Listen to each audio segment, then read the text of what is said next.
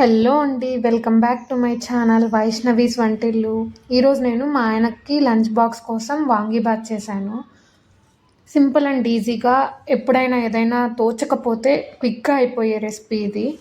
ఏమంటే మీరు ముందుగానే వాంగీబాత్ పౌడర్ ప్రిపేర్ చేసి పెట్టుకోండాలి, లేదా రెడీమేడ్ అయినా దొరుకుతుంది. ఇలా ప్యాన్ పెట్టి పోపు దినుసులు ఆయిల్ వేసి పోపు దినుసులు వేసి వేగాక కాస్త పల్లీలు వేయండి.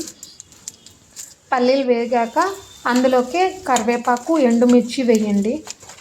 ఇవి కాస్త వేగిన తర్వాత మనం ఆల్రెడీ ఉప్పు నీళ్ళల్లో కట్ చేసి పెట్టుకోండి వంకాయలు, ఎందుకంటే అవి బ్లాక్ కలర్ రావు. సో ముందుగానే ఉప్పు నీళ్ళల్లో కట్ చేసి పెట్టుకున్న వంకాయల్ని ఇందులోకి వేసేసుకొని కాస్త సాల్ట్ వేసుకొని కొంచెం చిటికెడు పసుపు వేసుకొని బాగా కలపండి. ఇవి ఒక 5 to 10 minutes మగ్గితే మెత్తబడతాయి. సో మూత పెట్టైనా మగ్గించుకోండి.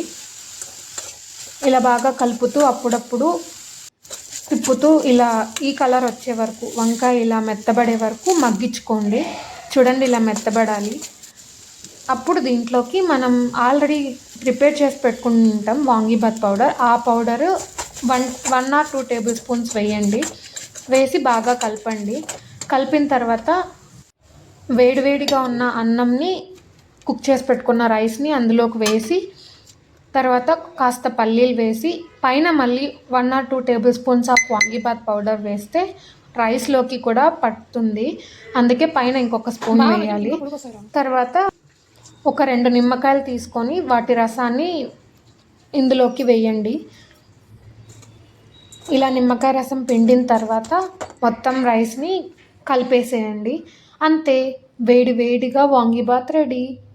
లంచ్ బాక్స్లోకి పిల్లలకైనా ఎవరికైనా అదిరిపోతుంది. ఖచ్చితంగా ట్రై చేసి ఎలా ఉందో చెప్పండి. ఒకవేళ మీకు వాంగీబాత్ మసాలా ఎలా ప్రిపేర్ చేయాలో తెలియకపోతే కమెంట్ చేయండి, నేను వీడియో చేసి పెడతాను. వీడియో నచ్చితే లైక్, షేర్ అండ్ సబ్స్క్రైబ్.